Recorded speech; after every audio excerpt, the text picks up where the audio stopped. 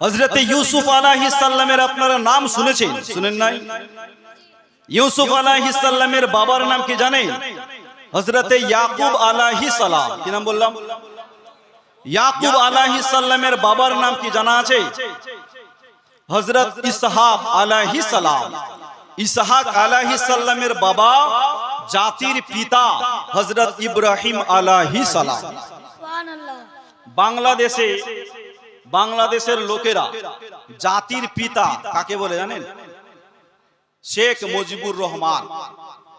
কাকে বলে? শেখ মুজিবুর রহমানকে তারা জাতির পিতা বলে। শেখ মুজিবুর রহমান জাতির পিতা নয়, জাতির পিতাকে ইব্রাহিম আলাইহিস সালাম, আর আদি পিতা হযরত আদম আলাইহিস সালাম। তো ইউসুফ আলাইহিস সালামের বাবা হযরত ইয়াকুব আলাইহিস সালাম। ইয়াকুব আলাইহিস সালামের মোট 12টা ছেলে সন্তান ছিল। কয়টা? 12টা ছেলে সন্তান। এক স্ত্রীর গর্ভ থেকে 2টা ছেলে সন্তান, আর আরেক স্ত্রীর গর্ভ থেকে 10টা ছেলে সন্তান। টোটাল কত হলো? 12 জন। ইউসুফ আলাইহিস সালাম আর তার ভাই বিনিয়ামিন, এরা দুজন ছিল এক মায়ের, আর আরেক মায়ের ছিল ইয়াহুদা। আরো 10 ভাই ছিল তারা টোটাল মিলে। তো টোটাল মিলে এরা ছিল 12 জন ভাই। ইউসুফ আলাইহিস সালামের বয়স যখন 3 থেকে 4 বছর বয়স, ওই সময় তাহার মা জননী ইন্তেকাল করেন। তো মা হারা সন্তান বলে বাবা ইয়াকুব নবী ছেলেকে খুব ভালোবাসতো। কোথাও গেলে ইউসুফ নবীকে সাথে নিয়ে যেত, ঘুমালে ইউসুফকে সিনায় জড়িয়ে ধরে ঘুমাতো, বাজারে গেলে ইউসুফকে সাথে নিয়ে যেত, সব সময় ইউসুফের সঙ্গে থাকতো, বড্ড ভালোবাসতো তাকে। এই যে এতটা বাপ বেটার মধ্যে ভালোবাসা, আরো তো অন্য অন্য ছেলে আছে, এদের হিংসা হতো, হবে না? আপনার 10টা ছেলে একটাকে ভালোবাসেন আর 9টাকে ভালোবাসছেন না, হিংসা হওয়ারই কথা। তো এই যে বাপ এতটা ভালোবাসতো ইউসুফ আলাইহিস সালামকে, ওদের 10 ভাইয়ের সহ্য হতো না যে ইউসুফ যতদিন বেঁচে আছে আমরা বাবার ভালোবাসা, বাবার আদর পাবো না। বাবার ভালোবাসা পেতে হলে ইউসুফকে দুনিয়া থেকে শেষ করতে হবে, তাকে কতল করতে হবে, খুন করতে হবে, তবেই আমরা বাবার ভালোবাসা পাবো। ব্রাদার ইসলাম, একদিন হচ্ছে শুক্রবার, ইউসুফ আলাইহিস সালাম বাবার জানুতে মস্তকখানা রেখে ঘুমোচ্ছেন, আরাম করছেন, বিশ্রাম নিচ্ছেন। আর ওই সময় ইউসুফ আলাইহিস সালাম ঘুমিয়ে ঘুমিয়ে স্বপ্ন দেখছে। কি দেখছে? ইউসুফ আলাইহিস সালামের ঘুম ভেঙে গেল। ইউসুফ আলাইহিস সালাম বললেন, আব্বা, আব্বা জান, আমি এখন একটা স্বপ্ন দেখলাম। ইয়াকুব আলাইহিস সালাম বললেন, বেটা ইউসুফ কি স্বপ্ন দেখলা? ইউসুফ আলাইহিস সালাম বললেন, আব্বা, আমি স্বপ্ন দেখলাম আসমানের চাঁদ, সূর্য এবং 11টি নক্ষত্র আমাকে সিজদা করি। সুবহানাল্লাহ। বা আসমানের চাঁদ, সূর্য এবং 11টি নক্ষত্র আমাকে সিজদা করে। আব্বা, এই স্বপ্নটা দেখলাম। আব্বা, আমার এই স্বপ্নের ব্যাখ্যা কি হতে পারে? ইয়াকুব আলাইহিস সালাম শোনার পর বললেন, বেটা ইউসুফ, স্বপ্নের কথা খবরদার তুমি তোমার ভাইদের কাছে আলোচনা করবে না। এ বেটা ইউসুফ, তুমি যে স্বপ্নটা দেখেছো, তুমি একদিন বাদশা হবে, আর এই যে তোমার 11 জন ভাই আছে, এই 11 জন ভাই তোমার গোলাম হবে, তোমার চাকর হবে। এ বেটা ইউসুফ, আমাকে বলেছো খবরদার ভাইদের কাছে আলোচনা করবে না, তোমার ভাইরা তোমার শত্রু হয়ে যেতে পারে। মুসলমান বাপ বেটা যখন আলোচনা করে, ওই সময় ইউসুফ আলাইহিস সালামের যে সওতেলা মা ছিল, সওতেলা মা লুকে লুকে বাপ বেটার কথাগুলো শুনে ফেলেছে। সুবহানাল্লাহ। আচ্ছা, ইউসুফ বাড়িতে বসে বসে খায়, আর আমার ছেলেদেরকে সিজদা করার স্বপ্ন দেখে সে বাদশা হবে, আর আমার ছেলেরা চাকর হবে। ছেলেরা মাঠ থেকে কাজ করে আসুক, তারপরে 12টা বাজায়, ও তো কাজও করে না, ও খায় আর ঘুমায় আর স্বপ্ন দেখে। ইসলাম তো জুলাইখাকে বলছেন, আজিজে মিশর, ছেলেরা হাত কেটে দিয়েছে, তাহলে কি ইউসুফ আলাইহিস সালাম আমার নবীর চাইতেও বেশি সুন্দর ছিল? কথা বলেন, ইউসুফ আলাইহিস সালাম নবীর চাইতেও বেশি সুন্দর নয়। আমার নবীর মতন আল্লাহ কাউকে বানাই না। আমার নবী ছিলেন ওয়ান পিস। আল্লাহ রাসূল বলছেন আনা আমলি ওয়া আখিউ আসবা, আমি ছিলাম লাল রঙের ফর্সা, আর আমার ভাই ইউসুফ ছিল সাদা ধবধবে ফর্সা। দেখতে কোনটা ভালো লাগে? লাল ফর্সাটা দেখতে বেশি ভালো লাগে। আমার নবীর মতন আল্লাহ কাউকে বানাই নাই। মিশরের মহিলারা, তোমরা ইউসুফ নবীর চেহারা দেখে ফল কাটতে গিয়ে নিজের উঙ্গলি কেটেছিলে। খোদার কসম করে বলি, তোমরা যদি আমার নবীর চেহারা দেখতে কলিজাখানা কেটে দিল বুঝতে পারতে না। জোরে বলো সুবহানাল্লাহ। কলিজা কেটে দিল তোমরা বুঝতে পারতে না। মুসলমান বাবাজি ভাই, দিন দিন যখন জুলাইখার নামে বদনাম হয়, তো দেখছেন কি যে হাজার হলো জুলাইখা আমার স্ত্রী বাঁচাতে হবে। ইউসুফ আলাইহিস সালামকে দোষী বানিয়ে সবাইকে ডাক দিলেন আজ বাদশার দরবারে, যে জুলাইখার কোনো দোষ নয়, আমার স্ত্রী নির্দোষ, যা দোষ সব ইউসুফ আলাইহিস সালামের। কারণ বলার মতন কেউ ছিল না, কে সাপোর্ট দিবে? সব দোষ ইউসুফ আলাইহিস সালামের। তো ইউসুফ আলাইহিস সালামকে রাজ দরবারে আপনার জেলের আদেশ দিলেন, 10 বছর জেল, যাও জেলখানায় বন্ধ করো। এবং দারোগাকে বলছেন, দারোগা একে জেলখানায় এমন মারবা যাতে চামড়া ফেটে ফিনকির মতন রক্ত ঝরে। হযরত জুলাইখাও বলছেন একে খুব মারবা। তো তার বান্ধবী বলছেন, জুলাইখা রে, যাকে ভালোবাসো তাকে আবার মারতে বলছো? বলছেন, পাগলি, মারতে কেন বলছি জানো? ইউসুফ থাকবে জেলে, আমি থাকবো বাইরে, ওর যদি আওয়াজ আমি শুনতে না পাই আমি থাকতে পারবো না। যখন তাকে মারবে চিৎকার করবে, ইউসুফের আওয়াজ শুনে দিলটাকে শান্তি দিব। সুবহানাল্লাহ বলুন। দিলটাকে শান্তি দিব, এই জন্য মারতে বলি। বাদশাহ খুব মারতে বললেন, সকলের সামনে মারতে বললেন, কিন্তু বাদশাহ পার্সোনাল ডেকে বলছেন, খবরদার তাকে মারবা না। সুবহানাল্লাহ বলুন। জুলাইখাও পার্সোনাল ডেকে বলছেন, খবরদার ইউসুফকে হাত লাগাবা না। ও মুসলমান বাবাজি ভাই, ইউসুফ আলাইহিস সালাম জেলখানার ভিতরে, যারা আল্লাহ ওয়ালা হয় সব জায়গায় আমরা আল্লাহর ইবাদত করে। সুবহানাল্লাহ বলুন। ইউসুফ আলাইহিস সালাম জেলখানার ভিতরেও আমার আল্লাহর ইবাদত করে, আমার আল্লাহকে ডাকে। জেলখানার ভিতরে দুইটা আরো আসামি ছিল, এরা বড্ড দুষ্টুমি করত। এক হচ্ছে বাদশার বাবরচি, আর দ্বিতীয় হচ্ছে বাদশার সাকি। এই লোকটা বড্ড দুষ্টুমি করত জেলখানার ভিতরে।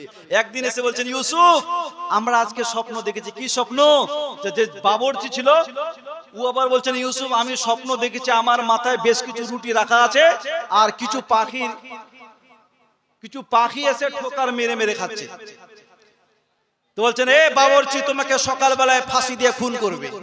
আর সাকি বলছেন, ইউসুফ, আমি স্বপ্ন দেখেছি আমাকে বাদশা রিহা করে দিয়েছে, আমি আগের মতন আবার বাদশাকে মদ পান করে মদ খাওয়াচ্ছি। তো বলছেন, তোমাকে ছেড়ে দিবে। তো দুজনের স্বপ্নের ব্যাখ্যা শোনার পর বলছেন, ইউসুফ, আমরা তো স্বপ্নই দেখিনি, আমরা মজাক করলাম। ইউসুফ আলাইহিস সালাম বললেন, তোমরা স্বপ্ন দেখো কিংবা নাই দেখো, আমি যা বলেছি সেটাই হবে। মুসলমান সকাল বেলায় আপনার বাবরচিকে ফাঁসি দিয়ে খুন করা হয়, আর যে সাকি ছিল ওই সাকিকে ছেড়ে দেওয়া হয়।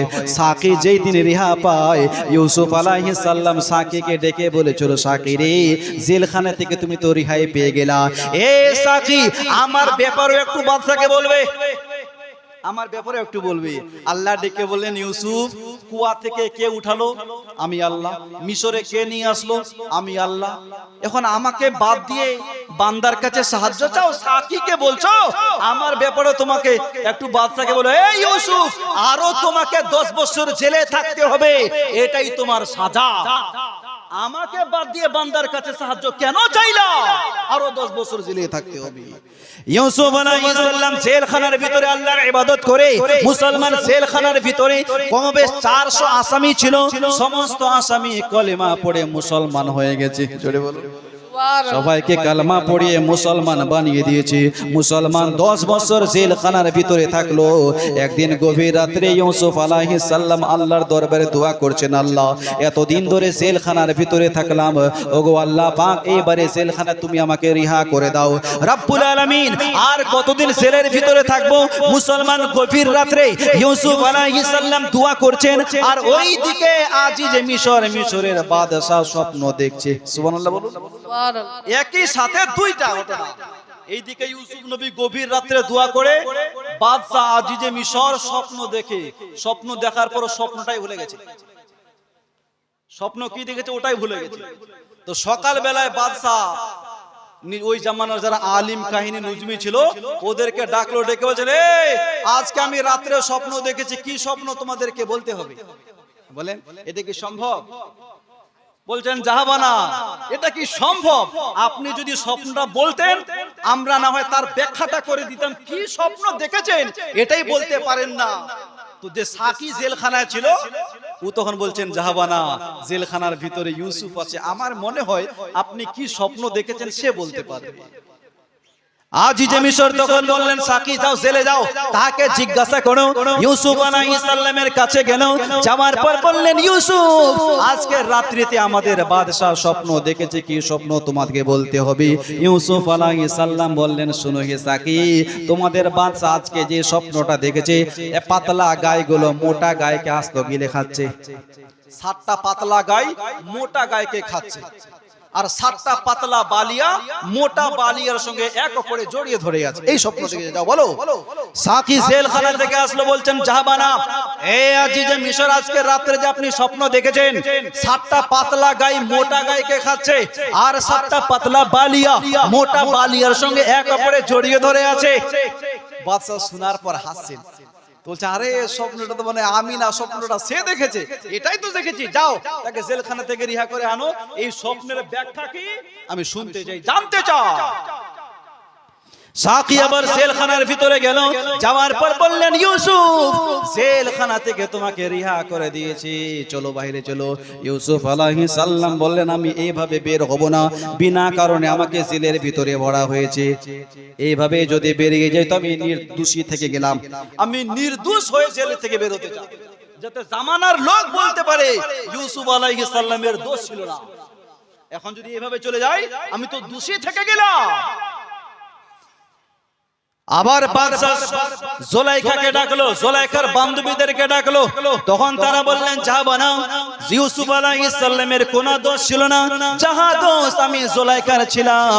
মুসলমান বাবাজি ভাই, ইউসুফ আলাইহিস সালাম বলেন, আরো একটা আবদার আছে, শুধু আমি নয়, জেলের ভিতরে যত আসামি আছে সবাইকে আপনার আজাদ করতে হবে, সবাইকে আজাদ করতে হবে, কারণ এরা সবাই আমার কালিমা পড়ে মুসলমান হয়েছে।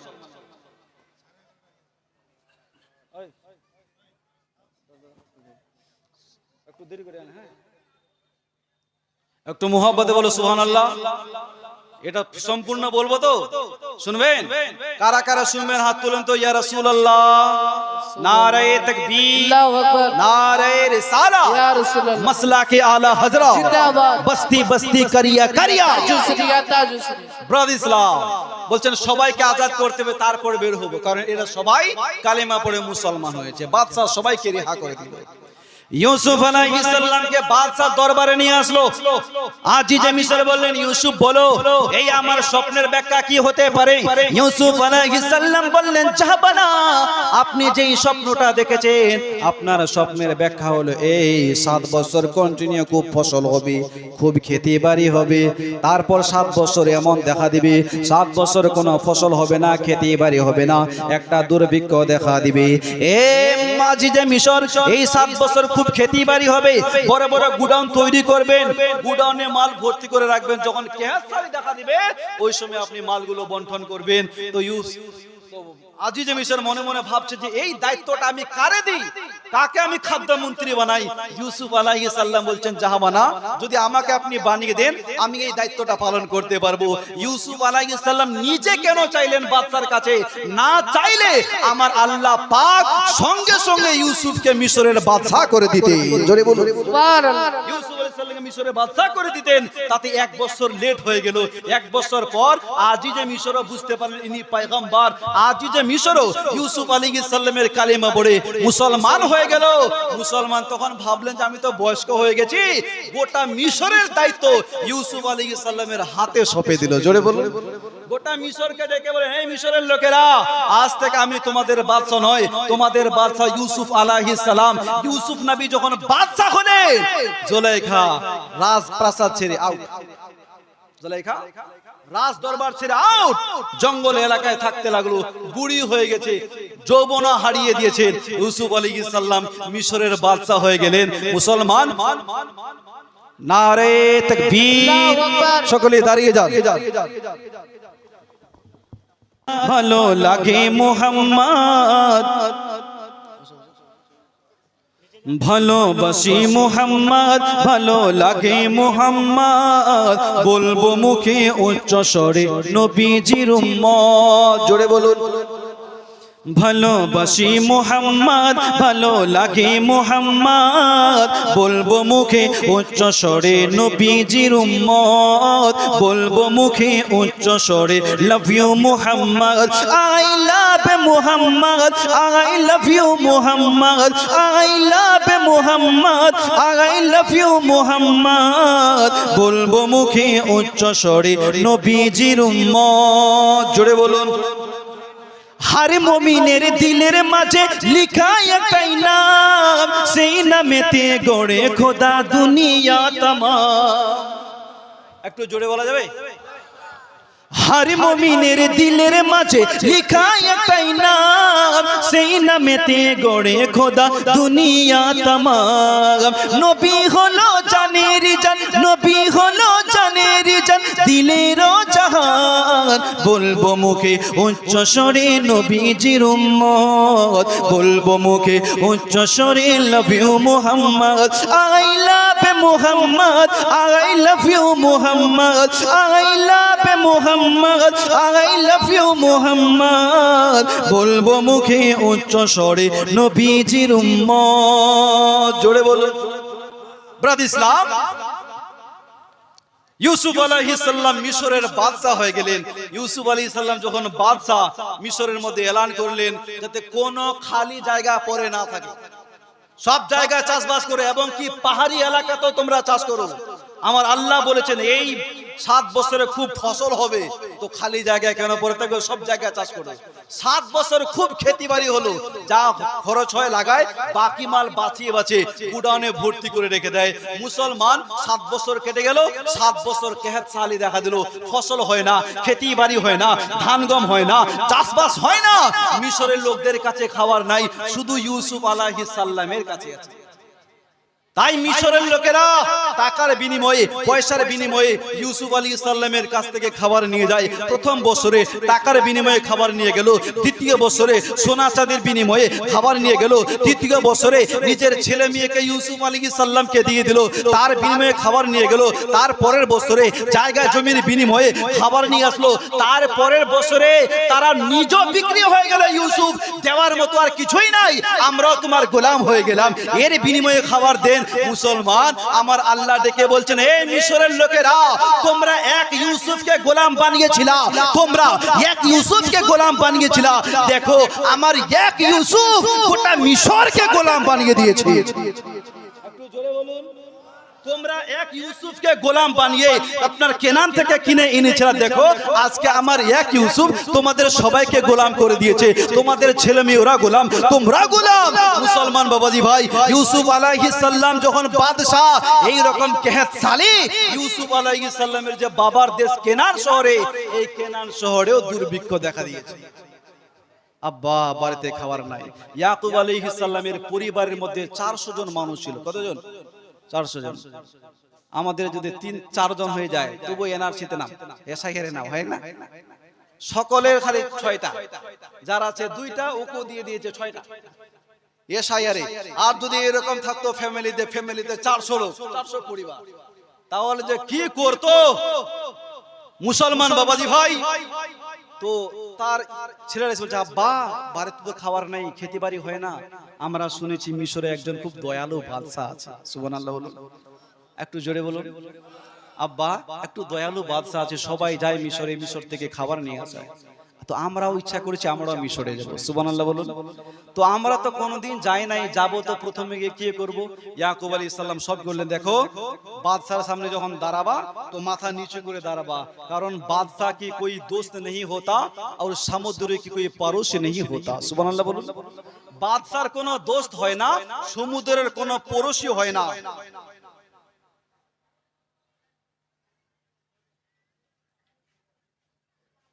হ্যাঁ, বলছেন বাদশা যা বলবে শুধু তার উত্তর দিবা।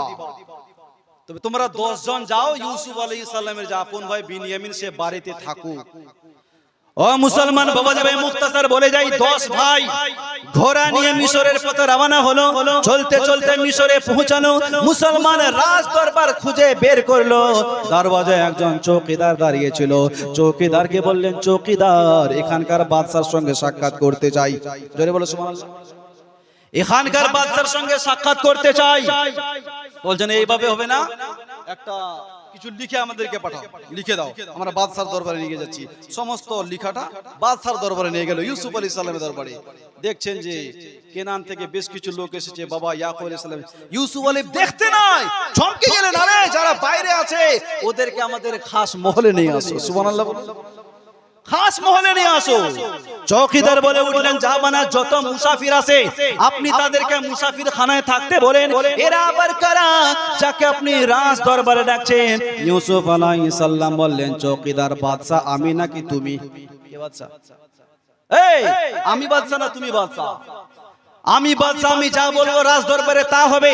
মুসলমান বাবাজি ভাই ইউসুফ আলাইহিস সালামের ভাইদেরকে রাজ দরবারে নিয়ে আসলো। ইউসুফ আলাইহিস সালাম ভাইদেরকে দেখার পরে চিনে ফেলেছেন, কিন্তু তার ভাইরাও ইউসুফ আলাইহিস সালামকে দেখার পরেও চিনতে পারে না। ইউসুফ আলাইহিস সালাম বলছেন, এদেরকে খুব খাবার খেলাও, এদেরকে খুব না খেয়ে দুবলা পাতলা হয়ে গেছে। বলছে এদেরকে খুব বিরিয়ানি আর পোলাও খেলাও। তো এদেরকে খুব খাওয়া দাওয়া করায়, মাছ ভাত মাংস পোলাও বিরিয়ানি। তো এরা আবার মনে মনে গল্প করছে, বাদশা আমাদেরকে এত মায়া করছে কেন? ওরা আবার আমাদের হয়তো পুরাতন পোশাক পরেছি এই জন্য হয়তো। আবার কেউ কেউ বলছে, না আমরা যে নবীর সন্তান, নবীর আওলাদ, এই কারণে মনে হয় আমাদেরকে এরকম দয়া করে। আরে কে কি উঠছে, আমাদের খাওয়াচ্ছে, খা। কয়েকদিন খুব খাবার খিলালো, মোটা হয়ে গেল, মোটা। তারপর ইউসুফ আলাইহিস সালামের দরবারে আসলো। ইউসুফ আলাইহিস সালাম জিজ্ঞাসা করলেন, কোথা থেকে এসেছো? জাহাবান, আমরা তো কেনান থেকে এসেছি। তোমরা ক ভাই? আমরা 10 ভাই। আপনার টোটাল ছিলাম 12 জন, 10 জন এসেছো, 2 জন কোথায়? তারা বললেন, জাহাবানা, একজন তো বাবার কাছে আছি, আর একজনকে জঙ্গলের বাঘে খেয়ে নিয়েছে। কিসে খেয়েছে? বাঘে। কি করে খেলো? জাহাবানা, কি বলবো, দুঃখের কথা, মাঠে গিয়েছিলাম তো বাঘে খেয়ে নিয়েছি। মুসলমান বাবাজি ভাই, কত সুন্দর মোহাব্বত, কত বাপ বেটার মধ্যে ভালোবাসা ছিল, আমি আপনাদের মাঝে আলোচনা করব। তবে তার আগে আপনাদের কাছে একটা আমি আবদার রাখবো, ছোট্ট একটা আবদার। বাবাজি ভাই, মাত্র 5টা লোক 2000 করে পারবেন, দান করবেন।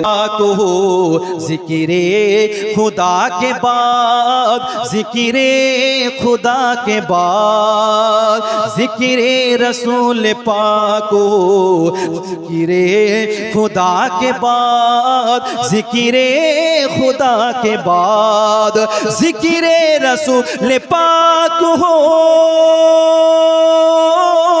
जिक्रे खुदा के बाद, हो बादी अंबिया के, हो बादी अंबिया के, मेरे मुस्तफा के बाद, मेरे मुस्तफा के बाद, हो बादी अंबिया के, मेरे मुस्तफा के बाद, मेरे मुस्तफा के बाद।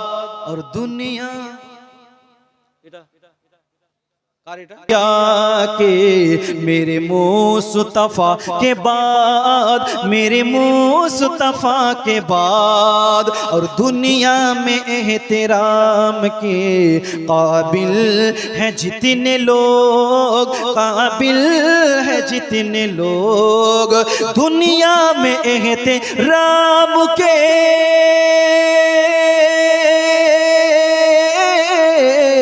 दुनिया में एहतराम के काबिल है जितने लोग, हम सबको मानते हैं, हम सबको मानते।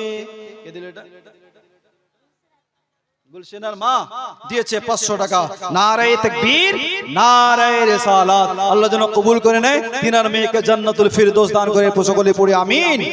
हो बादी अंबिया के, मेरे मुस्तफा के बाद। মা খালাদের কাছে চেয়েছিলাম 1000 করে, নাই, কেউ নাই। আর এদিকে মাত্র একটা কলম বাকি আছে, কোন ভাগ্যবান? তাহলে পাক পাঞ্জামা চলতা रहेगा आला हजरत का डंका।